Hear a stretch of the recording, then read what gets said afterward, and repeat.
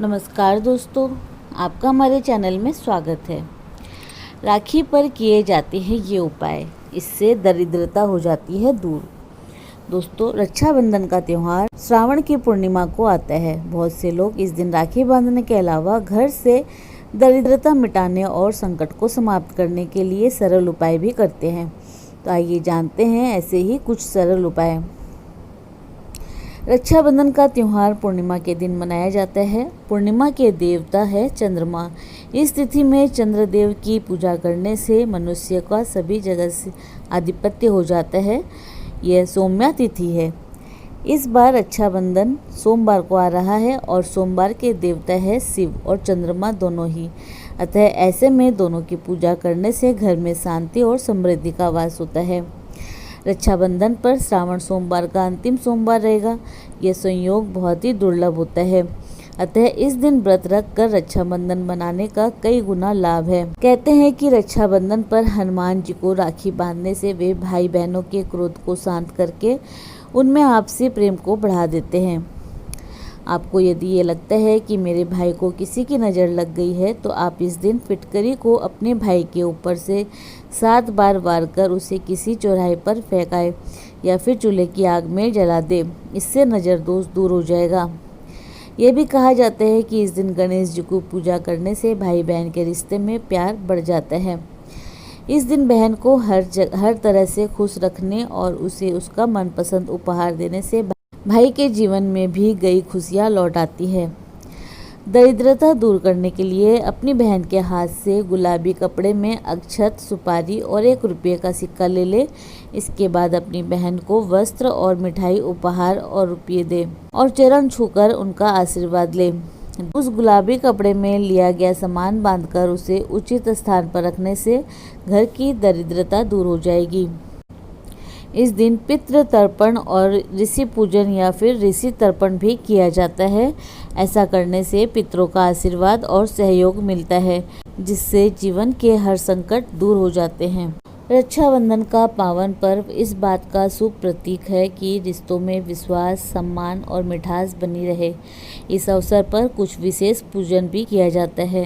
कई क्षेत्रों में इस दिन अपने ग्रह दोष निवारण संबंधी उपाय भी आजमाए जाते हैं। आइए जानते हैं कुछ ऐसे ही प्रमुख और सरल उपाय।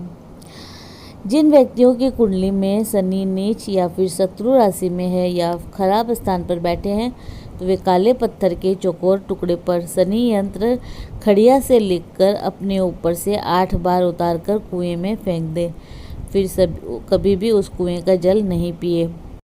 कांच की एक बोतल में सरसों का तेल भरकर उसे कांच के कंचे से ही बंद कर दे और फिर उसे अपने ऊपर से उतारकर बहते हुए जल में बहा दे। राहु खराब होने की स्थिति में 11 नारियल अपने ऊपर से उतारकर बहते जल में डालें। ध्यान रखिए, उस नारियल में पानी होना चाहिए।